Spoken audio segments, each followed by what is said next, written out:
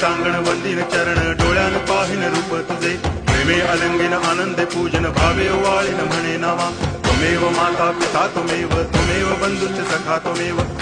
विद्या तरुणं त्वमेव सर्वं मम देव देव कायेन वाचा मनसेन्द्रियैर्वा बुद्ध्यात्मना वा प्रकृति स्वभावात् करोमि यद्यत् सकलं परस्मै नारायणायति समर्पयामि अच्युतं केशवं रामनारायणं कृष्णदामोदरं वासुदेवं हरि गिरिधरं माधवं गोपिकावल्लभं